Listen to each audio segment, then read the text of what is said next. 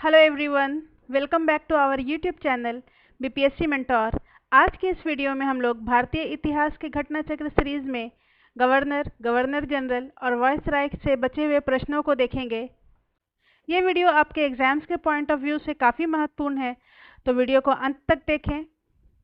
तो आइए शुरू करते हैं। हमारा पहला प्रश्न, ब्रिटिश द्वारा कुशासन का बहाना लेकर निम्नलिखित प्रांतों में से किस एक का शासक हटा दिया गया था? ऑप्शन है अवध, झांसी, नागपुर और सतारा। तो इसका सही उत्तर होगा अवध। 1856 ईस्वी में लॉर्ड डलहौजी द्वारा अवध को कुशासन का बहाना लेकर ब्रिटिश साम्राज्य में विलय कर लिया गया था। तो इसका सही उत्तर होगा कुशासन का बहाना लेकर के अवध को ब्रिटिश साम्राज्य में विलय कर लिया गया था। किसके द्वारा किया गया था? तो लॉर्ड डलहौजी के द्वारा। और उस समय अवध का जो नवाब था वो नवाब वाजिद अली शाह था। अब हम लोग अगला प्रश्न देखते हैं। भारत में ब्रिटिश शासन के दौरान निम्नलिखित राजसी राज्यों के विलय क्रम पर विचार कीजिए। पहला है झांसी, दूसरा है संबलपुर, तीसरा है सतारा। तो यहाँ पर इन तीनों को सीक्वेंस पूछ रहा है। तो सबसे पहले हम लोग इनका क्रम देख लेते हैं। सतारा 1848 में लॉर्ड डलहौजी के व्यापगत की नीति के द्वारा ब्रिटिश साम्राज्य में विलय हुआ था। उसके बाद जयपुर और संबलपुर 1849 में, बघात 1850 में, उदयपुर 1852 में, झांसी 1853 में, नागपुर 1854 और करौली 1855। और इसके बाद जो है 1856 में अवध को कुशासन का आरोप लगा करके ब्रिटिश साम्राज्य में विलय कराया गया था। तो इसके अनुसार यहाँ पर देख लेते हैं। सबसे पहले कौन हो जाएगा? सतारा हो जाएगा 1848 में। उसके बाद संबलपुर हो जाएगा 1849 में। उसके बाद झांसी हो जाएगा 1853 में। तो इसका सही उत्तर होगा ऑप्शन सी 3, 2, 1। अब आइए हम लोग अगला प्रश्न देखते हैं। लॉर्ड डलहौजी की विलय नीति का प्रथम शिकार निम्नलिखित में से कौन हुआ था? ऑप्शन है झांसी, सतारा, करौली और संबलपुर। तो इसका सही उत्तर होगा ऑप्शन बी सतारा, जो कि 1848 में विलय किया गया था सबसे पहले। उसके बाद कौन था? 1849 में संबलपुर था। और उसके बाद झांसी जो था वो 1853 में था और करौली 1855 में। तो इसका सही उत्तर होगा, सबसे पहले जो हुआ था विलय वो था सतारा। अगला प्रश्न देखते हैं। निम्नलिखित में से कौन अवध का ब्रिटिश रेजिडेंट था जब अवध का ब्रिटिश साम्राज्य में विलय हुआ? ऑप्शन है James Outram, W.H. Sleeman, Bishop Heber, General Low. तो इसका सही उत्तर होगा जेम्स ऑट्रम, जो कि 1854 में अवध का ब्रिटिश रेजिडेंट बनकर गया था। इसने अपनी रिपोर्ट में बताया था कि अवध का जो शासन है वो काफ़ी दूषित हो चुका है और वहाँ पर जो जनता की स्थिति है वो काफ़ी दयनीय है। और उसी के पश्चात 1856 में कुशासन का आरोप लगा करके अवध को ब्रिटिश साम्राज्य में विलय कर लिया जाता है। अगला प्रश्न देखते हैं। भारत में प्रथम रेलवे लाइन किस ब्रिटिश गवर्नर के समय बिछाई गई थी?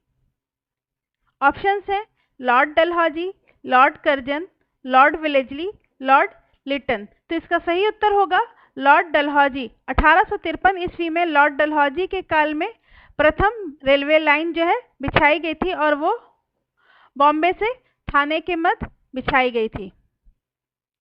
अगला प्रश्न देखते हैं।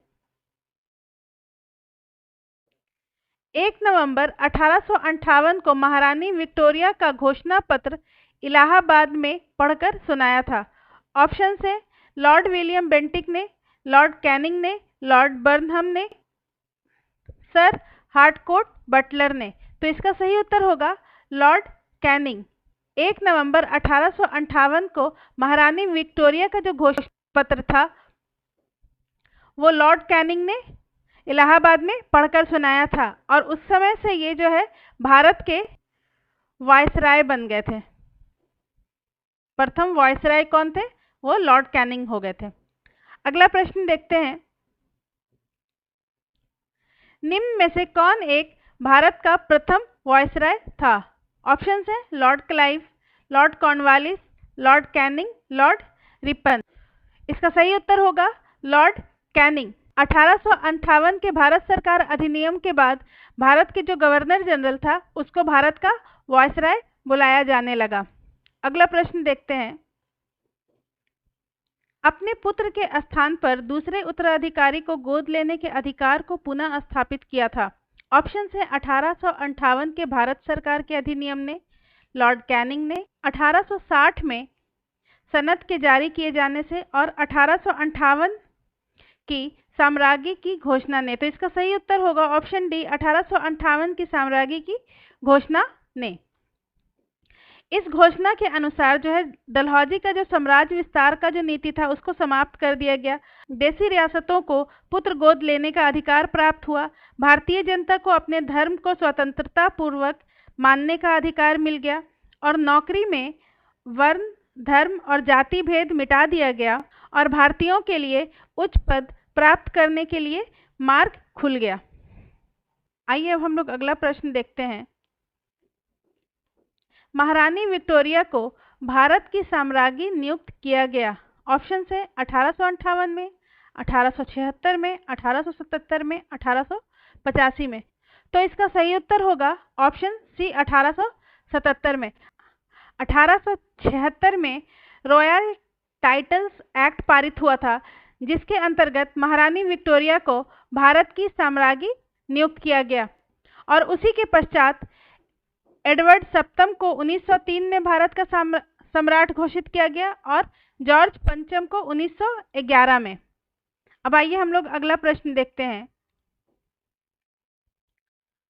निम्नलिखित में से किस गवर्नर जनरल ने भारत में दास प्रथा को समाप्त किया था? ऑप्शन है लॉर्ड कॉर्नवालिस ने, लॉर्ड एलन ब्रो ने, लॉर्ड विलियम बेंटिक ने, सर जॉन शोर ने। तो इसका सही उत्तर होगा Lord Ellenborough. Lord Ellenborough ने 1843 के एक्ट 5 के अंतर्गत जो है दास प्रथा को समाप्त कर दिया था। इनका कार्यकाल 1842 से 1844 का था। अगला प्रश्न देखते हैं, निम्नलिखित में किसका सुमेल नहीं है? ऑप्शन है लॉर्ड कॉर्नवालिस, अस्थाई बंदोबस्त, सही है। लॉर्ड वेलेस्ली, सहायक संधि, ये भी सही है। लॉर्ड डलहौजी, व्यापगत का सिद्धांत, ये भी सही है। लॉर्ड कैनिंग, उच्चतम निष्क्रियता, तो ये गलत है। यहाँ पर लॉर्ड कैनिंग के जगह पर जॉन लॉरेंस होंगे। उच्चतम निष्क्रियता की जो नीति थी वो जॉन लॉरेंस द्वारा अपनाई गई थी प्रथम आंग्ल अफगान युद्ध के बाद। अगला प्रश्न देखते हैं, निम्नांकित में से सही सुमेलित नहीं है? लॉर्ड कॉर्नवालिस, अस्थाई बंदोबस्त, लॉर्ड वेलेस्ली, सहायक संधि प्रणाली, लॉर्ड हेस्टिंग्स, द्वितीय आंग्ल मराठा युद्ध, ये सही सुमेलित नहीं है। Option C. और लॉर्ड विलियम बेंटिक 1829 का 17वां रेगुलेशन। तो इसका सही उत्तर होगा ऑप्शन सी। द्वितीय आंग्ल मराठा युद्ध के समय लॉर्ड वेलेस्ली थे, जो कि 1803 से 1805 के मध्य लड़ा गया था। 1803 से 1805। लॉर्ड हेस्टिंग्स के काल में तीसरा आंग्ल मराठा युद्ध लड़ा गया था, या थर्ड एंग्लो मराठा वार, जो कि 1817 से 1818 के मध्य लड़ा गया था, और 1818 में जो है पेशवाई को पूर्णतः समाप्त कर दिया गया था। अब आइए हम लोग अगला प्रश्न देखते हैं,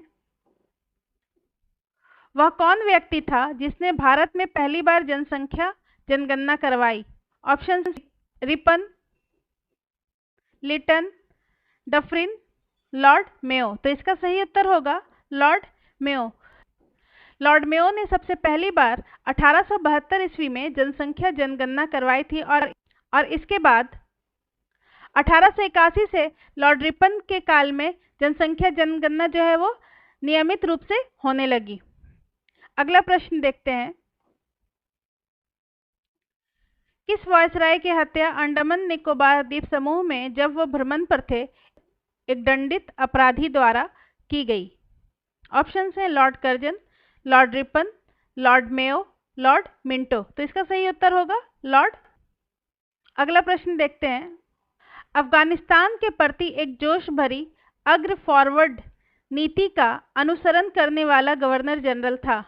ऑप्शन है मिंटो, डफरिन, एल्गिन, लिटन। तो इसका सही उत्तर होगा लॉर्ड लिटन।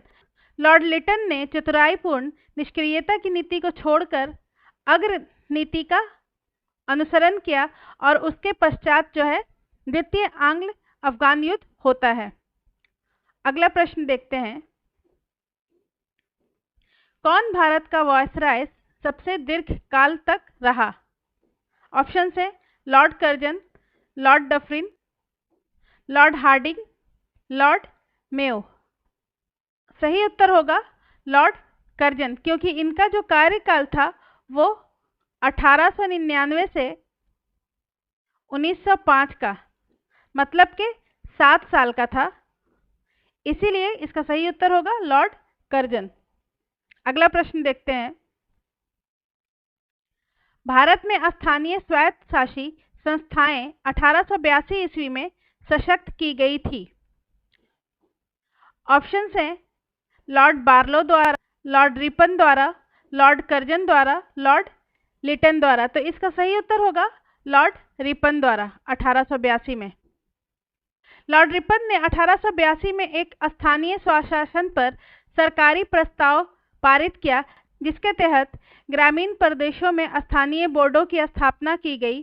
प्रत्येक जिले में जिला उपविभाग, तालुका अथवा तहसील बोर्ड बनाने की आज्ञा दी गई। नगरों में नगरपालिकाएं स्थापित की गई और इन संस्थाओं को निश्चित कार्य तथा आय का साधन भी दिया गया। उस समय जो ब्रिटेन का शासक था वो था ग्लैडस्टन, जो कि 1880 में बना था और ये उदारवादी दल का था। अगला प्रश्न देखते हैं, भारतीय पुरातत्व सर्वेक्षण की स्थापना किसके काल में हुई थी? ऑप्शन है Warren Hastings, Lord Wellesley, Lord Curzon, Lord William Bentinck. Lord Curzon के काल में 1901 में भारतीय पुरातत्व सर्वेक्षण विभाग की स्थापना की जाती है और महानिदेशक नियुक्त किया जाता है वो जॉन मार्शल को नियुक्त किया जाता है।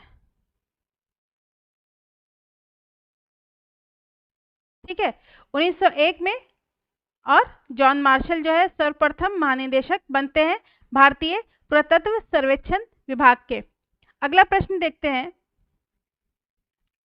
फूट डालो और राज करो की रणनीति अपनाई गई थी। ऑप्शन है लॉर्ड कर्जन द्वारा, लॉर्ड मिंटो द्वारा, लॉर्ड डलहौजी द्वारा, लॉर्ड वेलेस्ली द्वारा। तो यहाँ पर जो सही उत्तर होगा वो लॉर्ड कर्जन होगा, परंतु ये जो फूट डालो राज करो की नीति थी ये लॉर्ड कर्जन और लॉर्ड मिंटो दोनों ने अपनाई थी।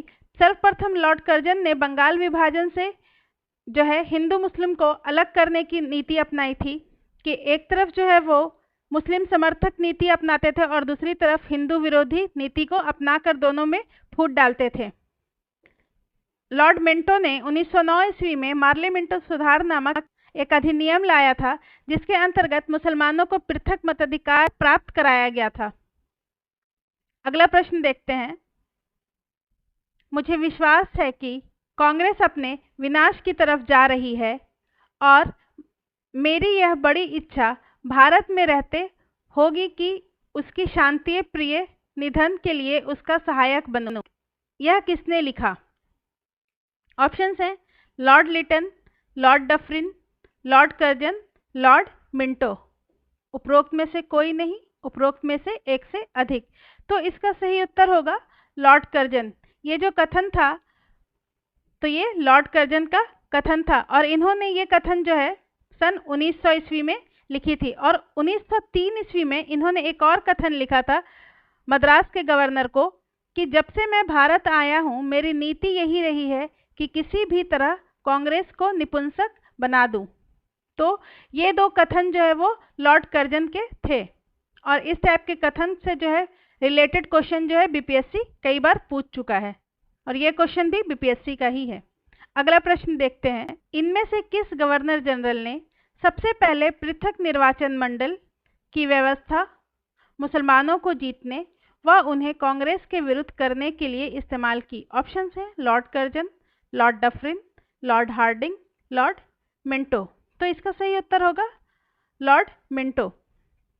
1905 में लॉर्ड मिंटो जो है भारत के वायसराय बन के आते हैं, और उनके साथ जो सचिव बन के आते हैं वो मार्ले होते हैं, जॉन मार्ले। और इन्होंने 1909 में मार्ले मिंटो सुधार नाम का एक अधिनियम पारित किया, जिसके अंतर्गत मुसलमानों को पृथक मताधिकार तथा पृथक निर्वाचन क्षेत्र प्राप्त कराए गए। अगला प्रश्न देखते हैं, निम्नलिखित में से कौन भारत का एकमात्र यहूदी वायसराय था? ऑप्शंस हैं Lord Curzon, Lord Canning, Lord Irwin, Lord Reading. तो इसका सही उत्तर होगा ऑप्शन डी, लॉर्ड रीडिंग। इनका कार्यकाल जो था वो 1921 से 1926 के मध्य था, और इन्हीं के समय जो है चौरी चौरा घटना, स्वराज पार्टी का गठन और रॉलेट एक्ट निरसित हुआ था। अगला प्रश्न देखते हैं, ब्रिटिश भारत की राजधानी का कलकत्ता से दिल्ली स्थानांतरण किसके काल में क्रियान्वित हुआ? ऑप्शंस हैं Lord Minto, Lord Hardinge, Lord Chelmsford, Lord Reading. तो इसका सही उत्तर होगा लॉर्ड हार्डिंग। 1911 में दिल्ली दरबार में जॉर्ज पंचम जब आते हैं तो उन्होंने दो घोषणा की थी, पहला कि बंगाल विभाजन को रद्द कर दिया गया, और दूसरा कि भारत की जो राजधानी थी वो कलकत्ता से दिल्ली स्थानांतरित कर दी जाए। तो उस समय जो वायसराय थे वो लॉर्ड हार्डिंग थे। अगला प्रश्न देखते हैं, निम्न में से किस वायसराय के कार्यकाल में भारतीय को राय बहादुर और खान बहादुर उपाधियां प्रदान करना प्रारंभ हुआ? ऑप्शन है Lord Ripon, Lord Lytton, Lord Mayo, Lord Dufferin, उपरोक्त में से कोई नहीं, उपरोक्त में से एक से अधिक। तो इसका सही उत्तर होगा option B, Lord Lytton. Lord Lytton के कार्यकाल में जो है भारतीयों को राय बहादुर और खान बहादुर की उपाधियां दी जाती थी, और इन्हीं के समय जो है वर्नाकुलर प्रेस एक्ट पारित हुआ था 1878 में। 1878 में वर्नाकुलर प्रेस एक्ट पारित हुआ था। आज की वीडियो में बस इतना ही। अगर आपको हमारा वीडियो पसंद आता है तो इसे लाइक करें, चैनल को सब्सक्राइब करें। धन्यवाद।